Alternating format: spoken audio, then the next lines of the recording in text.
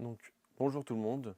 Aujourd'hui, je vais vous apprendre à comment bind de l'Express LRS. Il y a pas mal de vidéos qui en parlent dessus, mais très peu en français et très peu en Wi-Fi, qui permet quand même de faciliter la procédure. Donc, aujourd'hui, je vais vous expliquer sur une TX16S, mais aussi sur une Jumper T-Pro, V2, avec un module interne. On va avoir un module externe sur celui-ci. Donc même s'il a un module interne en LRS, je préfère vous expliquer avec un module externe qui est exactement pareil, mais les réglages sont pas exactement pareils. C'est un peu contradictoire. Donc tout d'abord, on va vérifier si les radios sont bien paramétrées pour commencer. Donc on va les allumer. Donc hop, on va passer les messages d'erreur du début. Voilà, hop. Donc on va aller dans modèle pour commencer. Donc là, on peut voir que le module s'allume, mais on va bien vérifier. Donc si un module externe est très facilement à voir, très facile à voir s'il fonctionne ou pas.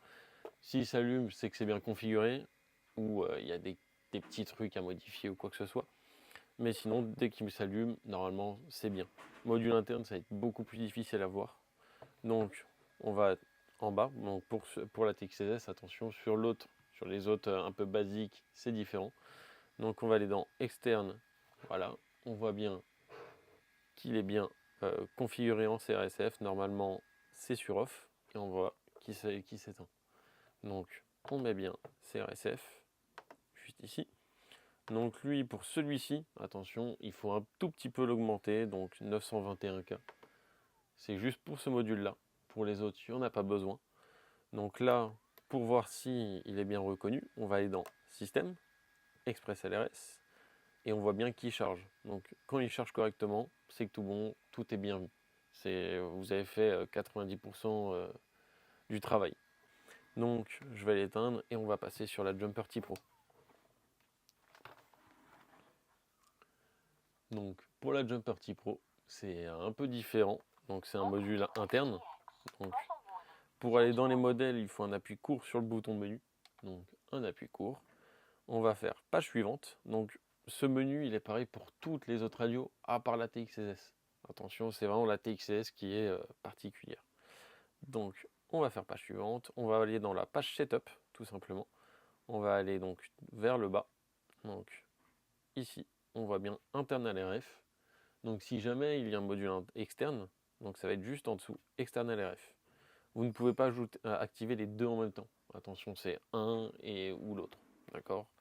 Donc, on va vérifier si tout marche comme sur la TXS. On va aller dans le script, Express LRS juste ici. On clique et on a bien la page qui se charge. Dès qu'on a ça, vraiment 90% du travail, le reste, c'est juste des petits trucs à mettre et c'est tout bon.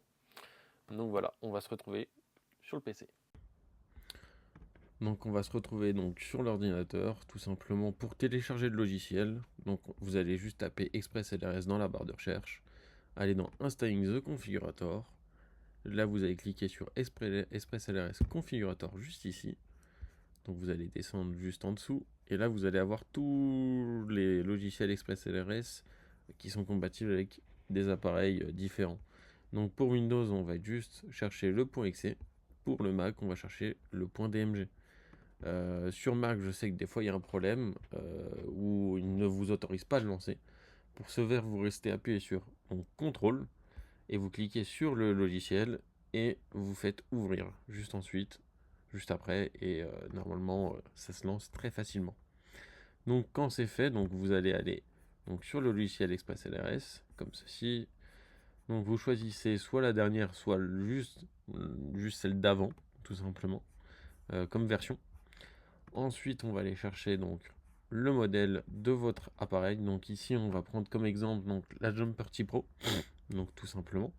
Donc Jumper 2.4, juste ici. On va aller chercher la T-Pro. Donc comme on peut voir, on a tous les modèles. Donc T-Pro juste ici. Donc on va pas passer par HTX, on va pas passer par UART, on va passer par Wi-Fi, qui est le plus facile à faire. Donc ici, vous choisissez une binding phrase. Donc il doit faire minimum 6 caractères. Donc par exemple, on va taper test YouTube, comme ça. Donc évitez de la changer. Donc enregistrez-la dans un dock quelque part, car c'est celle qui va vous servir donc à bind tous vos drones. En gros, vous flashez tous vos appareils avec cette binding phrase et votre radio pourra se bind avec tous les appareils qui ont été mis avec cette phrase-là. Donc, vous laissez tout d'origine. Donc, ici, EU et ISM, c'est pour brider ou non brider. Donc, très souvent, on choisit ISM. Donc, juste ici. Et là, vous faites compilation. Donc, quand celle-ci est fait, donc là, vous avez le petit fichier. Donc, vous avez deux choix. Soit vous le mettez sur votre bureau, ou vous le laissez dans ce fichier. Mais bon, le mieux, c'est quand même de le mettre sur le bureau si vous fermez le fichier, car il est super compliqué à les retrouver.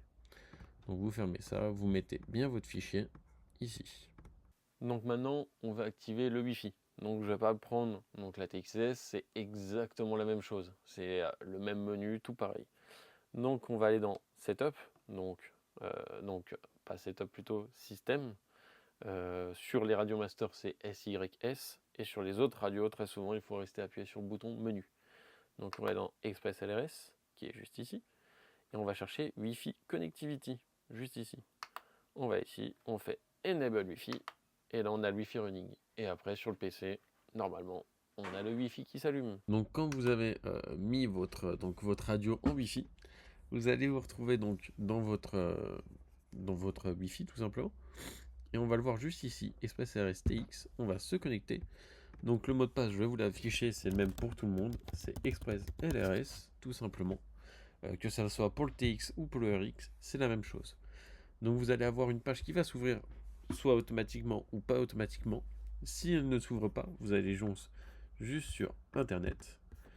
Vous allez taper 10.0.0.1 juste ici et vous allez avoir la même page.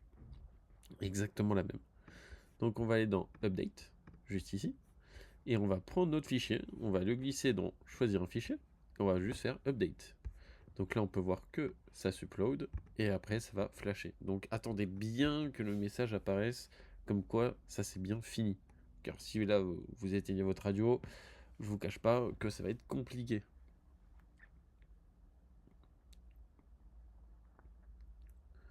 Donc là on peut voir que ça s'est bien fait. Donc si jamais vous n'êtes pas sûr que ça s'est bien fait ou pas, je vous invite à le remettre en Wi-Fi, donc à se reconnecter dessus.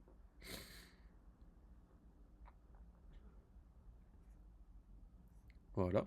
Et là, on peut voir que la version est bien en 3.4 et il est bien ISM. Donc, le flash a bien fonctionné, tout simplement. Donc, vous fermez ça et maintenant, on va s'occuper du drone.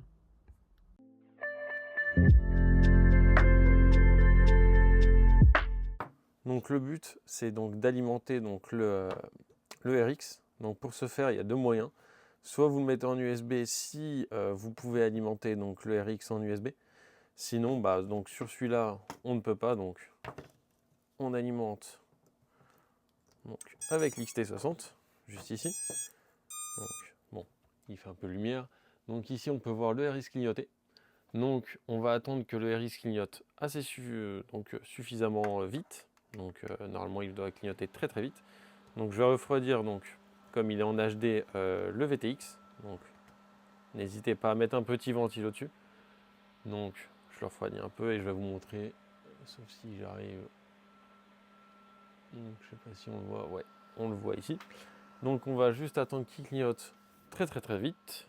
Donc normalement c'est une minute pour qu'il se mette en mode Wi-Fi, sauf si vous l'avez modifié. Si vous l'avez modifié, donc ça dépend du temps que vous avez mis. Donc comme on peut voir, il clignote assez vite. Donc on se retrouve sur le PC. Normalement, le PC va le reconnaître assez vite. Donc voilà.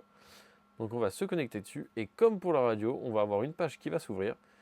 On voit bien et on vérifie aussi si c'est le bon modèle que vous avez choisi. Donc juste ici. Et dans Update, donc on va juste ici, on va choisir le fichier, on va le glisser, on va faire Update. On attend qu'il se finisse à 100%. Donc là, il va faire Upload et après, il va flasher donc, le firmware, tout simplement. Donc, comme pour la radio, donc on attend. Et là, donc il s'est fermé, tout est bon. Là, il va se remettre à clignoter doucement. Voilà. Donc et maintenant on va juste vérifier si tout fonctionne bien. Donc on va juste allumer la radio. Donc voilà, on va passer les messages d'erreur. Voilà, on va juste attendre quelques petites secondes. Normalement la LED va devoir être fixe. Et donc voilà, donc la LED est fixe juste ici. Et là on a bien le petit logo, genre style Wi-Fi, pour voir qui s'est bien connecté. Et voilà donc comment bind donc de l'LRS, tout simplement. N'hésitez pas donc à follow la chaîne pour des futurs tutos. Donc on va aussi faire donc le tuto comment configurer Betaflight, comment flasher les ESC et tout ce qui entoure donc du drone, tout simplement. Donc lâchez un pouce bleu si ça vous a plu et si vous avez encore besoin d'aide, n'hésitez pas donc à nous suivre, enfin à aller sur le Discord pour demander de l'aide et avec plaisir on vous aidera. Au revoir.